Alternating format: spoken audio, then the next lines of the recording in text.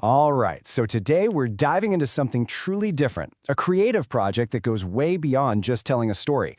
We're talking about building an entire functional universe and then inviting you in, not just as a reader, but as an analyst. It's an idea that completely rethinks what a book, or a whole series of them, can actually do. So, let's just start with this question right here. Imagine reading a sci-fi saga, but instead of it feeling like you're watching a movie, it feels more like you're a historian or a detective, digging through archives to figure out why something big happened. That's the core idea we're going to unpack. Okay, to really wrap our heads around this, we have to understand that this isn't your typical science fiction. Not even close. The author actually had to create an entirely new genre just to describe what's going on here. And that genre is called Speculative Procedural Ontopunk, or SPO for short. Yeah, I know, it sounds like a real mouthful, but trust me, it's a super precise label. Let's break it down, because these three ideas are really the key to understanding just how innovative this whole project is. All right, let's do this.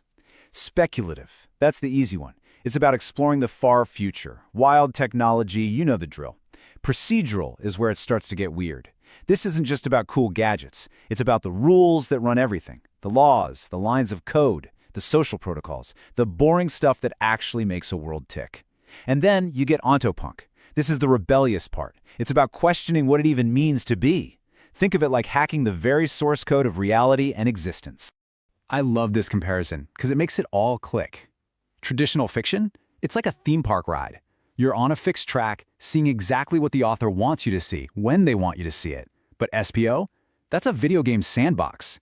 The author didn't script the story, they built the world's physics engine. They set the rules, and the events just emerge. This totally flips the script on your role. You're not a passive passenger anymore. You're an active explorer trying to figure it all out. And that leads us to the most crucial point, this massive shift in what the creator actually does. The author's main job isn't to think up a clever plot twist. No, it's to design the foundational systems, the physics, the economics, the politics, and then hit play and see what happens. The story isn't just invented, it emerges as a consequence of the system's rules. So if the author is building a system, how is it actually put together? Well, it's built on this really fascinating dual concept the author calls the map in the terrain.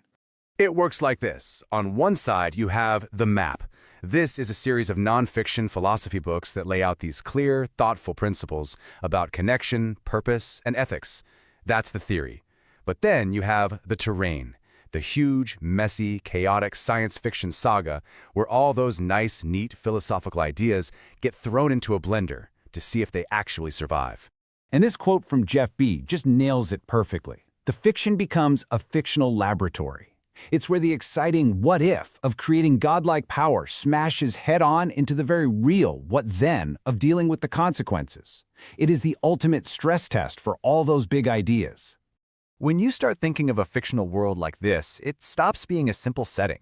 It becomes something more like a database, a massive, interconnected system of rules and outcomes. And this, of course, creates a completely new dynamic between the author, the world, and you, the reader. The guiding principle here is emergence over invention. So instead of an author thinking, you know what would be a cool plot twist? They're thinking, if I create this technology with these specific rules, what problems are going to naturally emerge from it? For instance, maybe a technology designed to end hunger accidentally creates a planet-wide atmospheric crisis. The conflict feels authentic because it's a real consequence of the system, not just something made up for drama. This whole framework basically creates a new set of jobs for everyone.